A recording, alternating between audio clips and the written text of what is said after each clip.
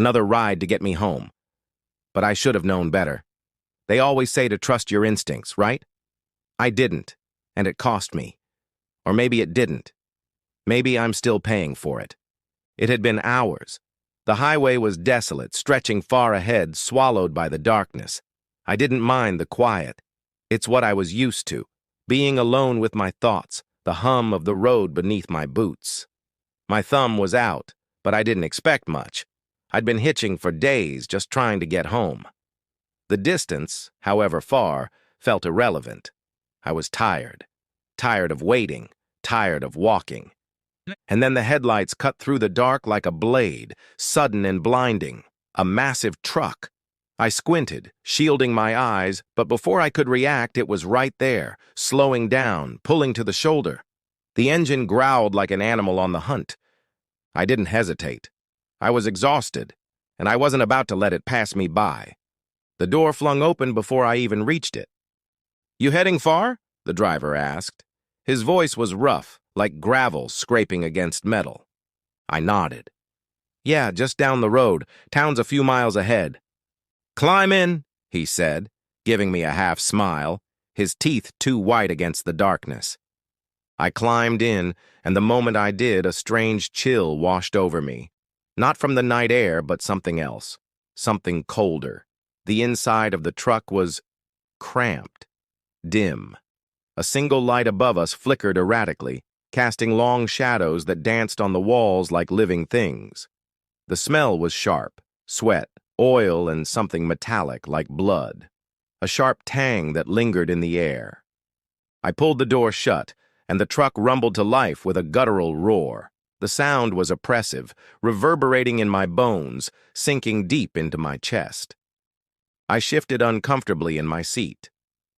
"So, what's your name?" I asked, trying to break the silence. The driver glanced at me briefly, his eyes too quick to catch.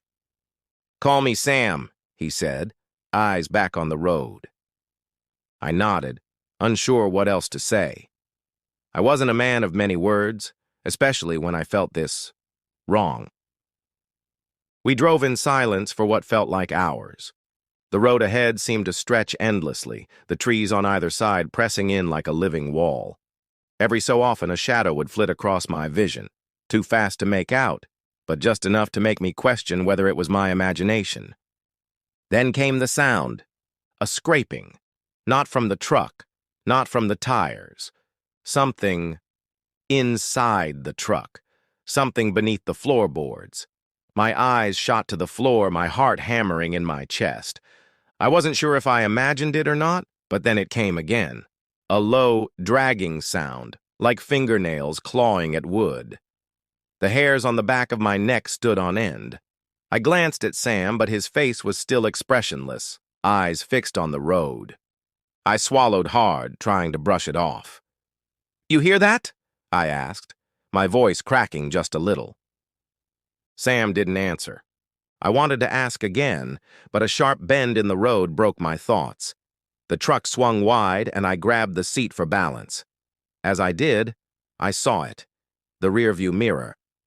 I don't know what made me look, but when I did, I saw something behind us, just for a moment. A flash of movement in the reflection. Something, or someone, standing at the back of the truck. I blinked. Nothing, just empty road. I wiped my eyes. Exhaustion. It had to be exhaustion. But then, the truck hit a bump, hard, and the floor creaked. Not just creaked, it shifted. The sound came again, louder this time, like something was trying to break through. I couldn't take it anymore. "Sam," I said, my voice rising. "What's going on under the floor?" He didn't even flinch, didn't even look at me. He just kept his hands on the wheel, his jaw clenched tight. "Nothing," he muttered. "Just the engine." I didn't believe him. I couldn't. The air felt wrong, too thick. Something was off. The night grew heavier as we continued down the road, the light flickering overhead more erratically now. My breath quickened. The scraping under the floor was relentless now, a gnawing, scraping noise that had begun to seep into my bones. I tried to ignore it, tried to focus on something, anything else. But then the truck slowed. A turn. No signs of civilization for miles. The trees on either side pressed in like dark, jagged teeth. And that's when I saw it. The road sign. It was weathered, the letters barely visible. Truck stop. My stomach twisted. I'd seen this place before. Not physically, but in that deep, gut instinct way that gnaws at you. Something in my mind flickered. This was no normal truck stop. It was wrong. Like a place meant for people who didn't get to leave. "Stop the truck!" I ordered, suddenly desperate. Sam's hand tightened on the wheel, but he didn't answer.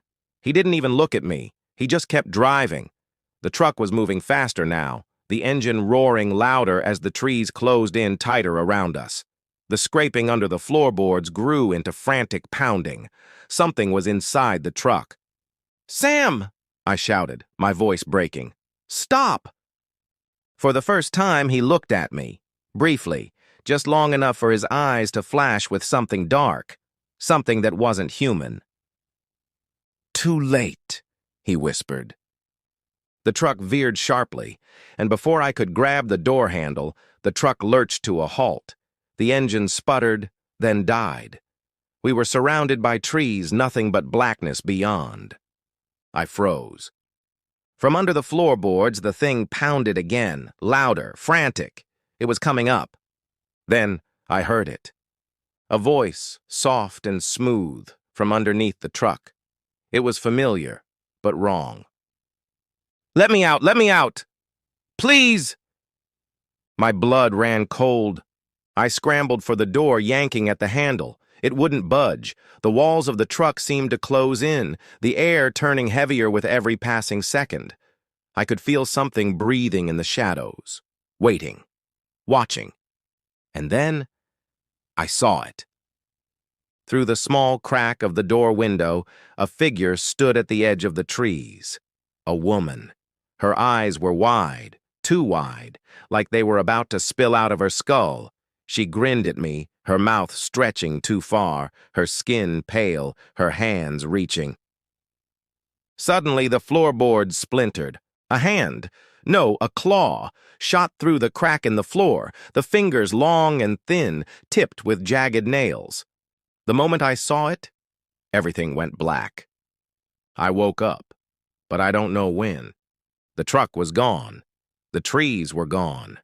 The road stretched out in front of me, empty, quiet. I don't know how long I've been walking, how long I've been here. The smell of oil and blood still clings to me. The thing under the floor. I don't know if I was meant to escape. I hear the engine again, coming closer. I guess I'll find out soon.